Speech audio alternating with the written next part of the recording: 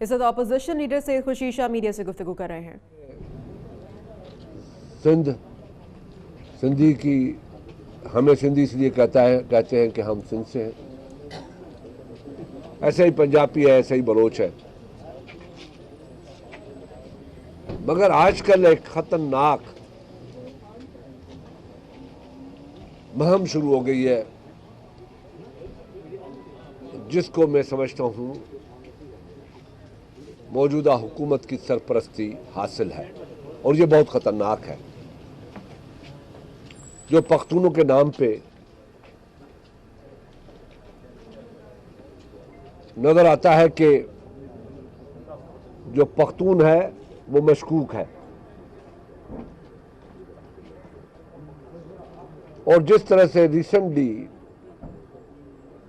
तकरीबन 5-6 दिन से पंजाब में पख्तूनों के खिलाफ, जो इस मुल्क में पाकिस्तान बनाने में जिनका बहुत बड़ा किरदार रहा है, उनको जिस तरीके से निशाना बनाया जा रहा है, जो पम्फलेट हुकूमत की सरपरस्ती में, यहाँ तक के एक डिस्ट्रिक्ट के पुलिस के तर्जमान ने भी वो पम्फलेट शाया किए और लोगों को खबरदार किया कि पख्तूनों को देख के ज़रा होशियार हो जाओ। मैं एक चीज़ कहना चाहता हूँ कि अगर बलूचिस्तान में कोई धमाके, दहशतगर्दी होती है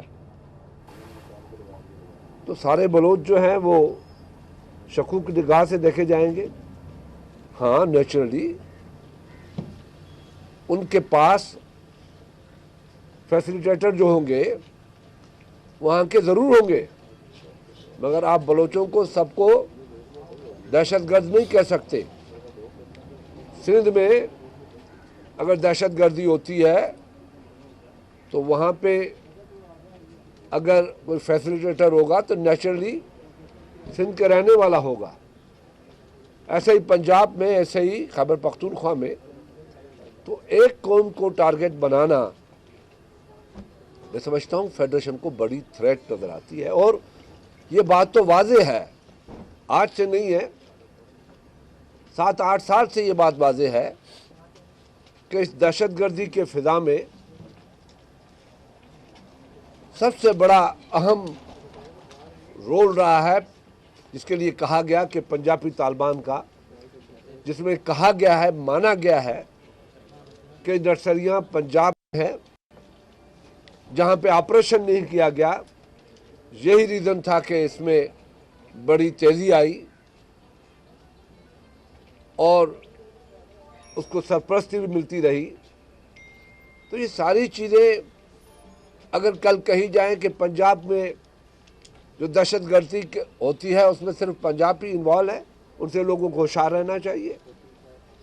ये गवर्नमेंट को इस तरीके के हालात पैदा करना, जो मौजूदा हुकूमत ने, मौजूदा आर्मी चीफ ने रद्दुल फसाद के नाम से एक ऑपरेशन नया शुरू किया है, जो कंटिन्यूटी है ज़रब अज़ब की, ये तो फसाद को और बढ़ाने की बात है, कौमियतों को लड़ाने की बात है। मुझे समझ में नहीं आता कि हुकूमत क्या कर रही है। और यहाँ तक कि खैबर पख्तूनख्वा में मुस्लिम लीग के जो पख्तून हैं उन लोगों ने एहतजाज किया है, और एक सीनियर मिनिस्टर है पंजाब के, उसने तो बड़ा वाज़ेह तौर पे कहा है कि अपनी प्रेस कॉन्फ्रेंस में पख्तूनों को निशाना बनाया है। जो कल परसों उसकी प्रेस कॉन्फ्रेंस थी, इससे मेरी फेडरेशन को बहुत बड़े खतरात लाक हो सकते हैं। इससे मुल्क की सॉवरेंटी, इंडिपेंडेंसी को बहुत बड़े खतरात हो सकते हैं। इससे हमारे नेबरिंग कंट्रीज़ जो हमारे मुल्क में दहशतगर्दी को सपोर्ट कर रही हैं, उनको बहुत बड़ी मदद मिल सकती है, वो मदद हासिल कर सकते हैं। तो ये बहुत ही ख़तरनाक घिनौना खेल है जिस पे नवाज शरीफ को मुतवज्जो होना चाहिए। जिस पे ये देखना चाहिए कि हुकूमत इस मामले में मानते हैं कि सेंसिटिव इशू है, मानते हैं कि मुल्क में दहशतगर्दी को बहुत बड़ी सपोर्ट मिली है। ये आज की बात नहीं है, ये डिकेड की बात है। माजी में एक जनरल ने इसकी रवायत डाली, उस जनरल की जमात में आज की मौजूदा हुकूमत बल के पोस्ट के बड़ी हुई है। उसी ज़माने से ये मसला चला है, उसी ज़माने से ये इशू चलता रहा। जमहूरियत का और एक इलेक्टेड गवर्नमेंट का खात्मा करके और डिक्टेटरशिप को सपोर्ट दी गई, और उस 10 साल डिक्टेटरशिप ने इस मुल्क को निस्तो नाबूद कर दिया है आज जिन हालात में है। तो मैं इस पे बड़ी प्रोटेस्ट कर रहा हूँ कि पख्तून मुहब्बे वतन है, जैसे सिंधी मुहब्बे वतन है, जैसे पंजाबी मुहब्बे वतन है, जैसे पंजाबी मुहब्बे वतन है, जैसे रियासती हमारे मुहब्बे वतन है, जैसे पाकिस्तान के हर शहर में रहने बसने वाला पाकिस्तानी मुहब्बे वतन है, इस तरीके से पख्तून भी मुहब्बे वतन है। उनके साथ इस किस्म का रवैया हुकूमत की तरफ से रखना मैं कहता हूँ काबिल मुज़म्मत भी है और काबिल अफसोस भी है। शाह साहब क्या समझते हैं, ये कोई मुनज़्ज़म साजिश है विफाक के दरमियान निफाक डालने की, कोई दानिस्ता कोशिश है या वैसे नादानिस्ता की में इक़दाम हो रहे हैं ऐसे? ये एक नाअहली है, ना समझी जिसको कहा जाए वो है। ये इसके गहराई में नहीं जाते, इसके डीप रूटेड इसके जो मसाइल हैं उनमें ये नहीं जाते कि इनके कहने से क्या फ़र्क पड़ता है, क्या हालात पैदा हो सकते हैं। ये बताइए शाह जी कि हुकूमत ने ऐलान किया है आज यहाँ के फौजी अदालतों के मामले के ऊपर जो है वो कंसेंसस हो गया है, पीपल्स पार्टी ने बाइकआउट किया है, और दूसरा जो मुतनाज़ा 3-4 अमूर थे, जो मुतनाज़ा वो मुजवज़ा आईनी ड्राफ्ट था, उसकी भी क्या पोजीशन है ये भी नहीं पता। पीपल्स पार्टी ने आज क्यों गैर हाजिरी की और पीपल्स पार्टी का क्या मौक़िफ़ है इसका? देखिए, मुझे इस चीज़ का ऐलान पता नहीं है, क्योंकि इसमें हमारे पार्लियामेंट्री लीडर नवीद कमर इसको अटेंड करते हैं। आई थिंक कि नवीद कमर जो है वो आउट ऑफ कंट्री है, वो पाकिस्तान में नहीं है, इसलिए मुझे इसका इल्म नहीं है। शाह साहब बुनियादी तौर पे ये बता दें कि पार्लियामेंट में आज जो डिसीजन हुआ है उसी तनाजुर में मैं ये बात कर रहा हूँ। पार्लियामेंट ने ये फैसला किया है कि हम फौजी अदालतों की मजीद 2 साल के लिए कायम करना चाहते हैं।